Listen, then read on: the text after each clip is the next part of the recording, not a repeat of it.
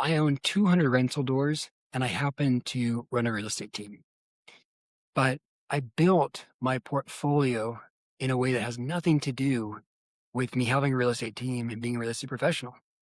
There are benefits to being a real estate professional when it comes to tax write-offs and being geographically closer to the deals happening.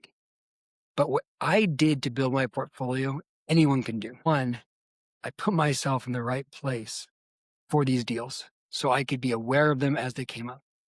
We often don't think about all of the different jobs that are in proximity to these transactions happening.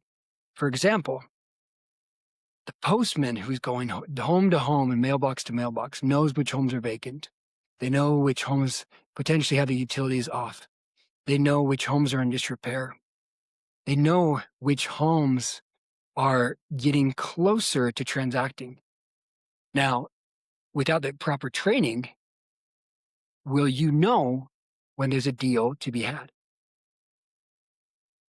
Tip 2, this strategy of seller financing has been one of the most impactful in my life.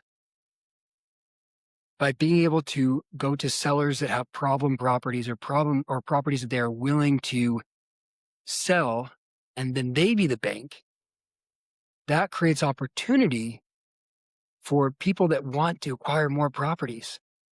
In the big picture, if you end up being the proxy in these deals, knowing how to craft the offer, and then making that offer to the seller, then the third strategy is the implementation and the operating of that property. What I quickly discovered is there's not a lack of deals. There's not a lack of money. There's a lack of good operators that can go in and be patient and over time make improvements to these properties.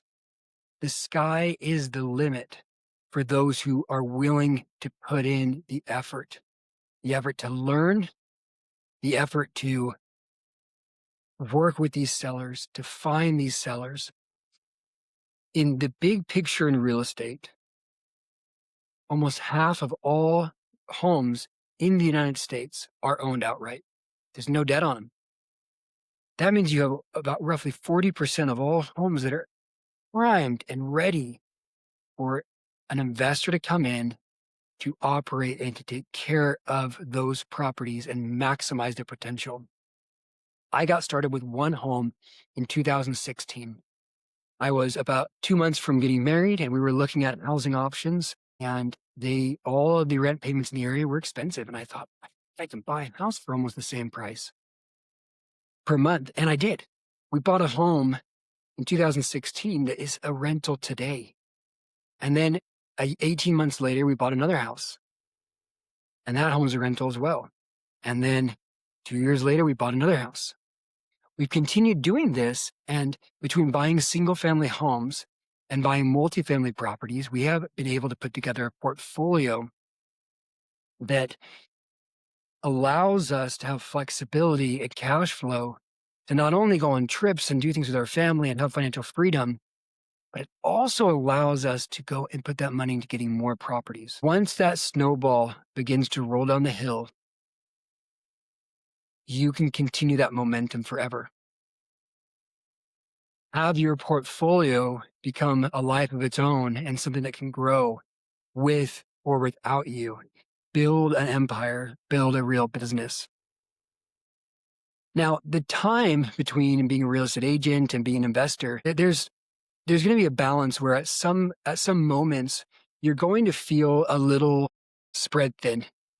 I waited until I had 30 rental units before I made my first hire to help me in property management. Today, with artificial intelligence and with all of the different technologies coming out to make our lives easier, it has made scaling infinitely better than before. In the past, you either had to have an employee on site, or you had to have an employee in the office, or a virtual assistant. So today, I have on-site managers at some of my manufactured home communities, but I also have it where my virtual assistant who lives in the Philippines helps manage those and helps do rent collection and helps coordinate showing appointments. And When you can scale in that way, your business continues to grow. Your business continues to be something bigger and better than before. One really important factor in real estate is time. When I bought my first property, I bought it for $212,000, and that property I continued to rent out. And for the first 5-6 years, it was not making an incredible amount of cash flow. But fast forward to today, when the payment is around $1,500, I did one cash out refi on it. Payment today is about $1,500 a month, but I rent it to a dentist and they rent it for $2,300 a month. So now there's actually real cash flow. For most Americans that are making somewhere between that $50,000 to $80,000 range, adding an extra $10,000 a year is a pretty big deal. That's free cash flow that can be used for anything. And that's just one example of lots of different properties that I have worked on and purchased over time. The biggest mistake that I have made looking back is that I didn't focus fully on real estate. I made a promise with myself in 2020, right in the beginning of COVID, that I would focus on real estate and I'd build a portfolio, and that portfolio would make me wealthy. And I would refrain from dabbling in cryptocurrency or all of these other business ideas and franchises that seem so exciting. And I would focus on building that portfolio, maximizing the income, and creating financial freedom. Then if I wanted to mess around after, I could do that. But many of us were entrepreneurs at heart. And by being entrepreneurs at heart, we're looking at all of the opportunities, but those opportunities can also be distractions. So in 2020, I had roughly somewhere between 20 and 30 rental properties. And since I decided to focus and learn the skills that would allow me to scale, I've been able to go in and take my portfolio from roughly 30 units to 200. And one thing that I will say is I have also held off from buying out of state in the way that a lot of other people have. I'm not buying $30,000 houses. I'm buying houses, single family homes and multifamily in a state where the median home price is about $550,000. If I can do that, utilizing seller financing and real estate strategies and investment strategies here in Utah, where I'm based in Salt Lake City, you can do it in your market. Most states are more affordable than Utah. These strategies work in any market, in every market, wherever you are. They will work in the entire world. They will work. Being an agent was great because it allowed me to be within proximity of deals happening.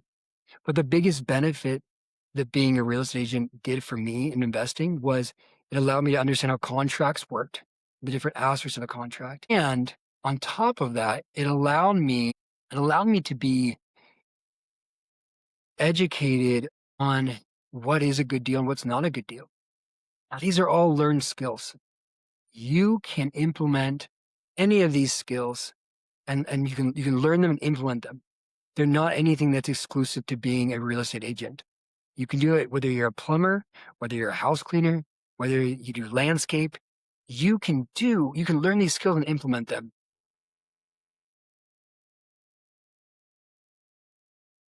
What I want to leave you with is this.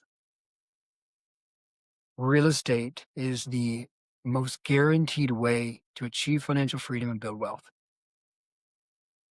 If you want to have a guaranteed way to generate cash flow, to free your family from that hamster wheel that we like to call the US economy, we all know that no one can get ahead right now.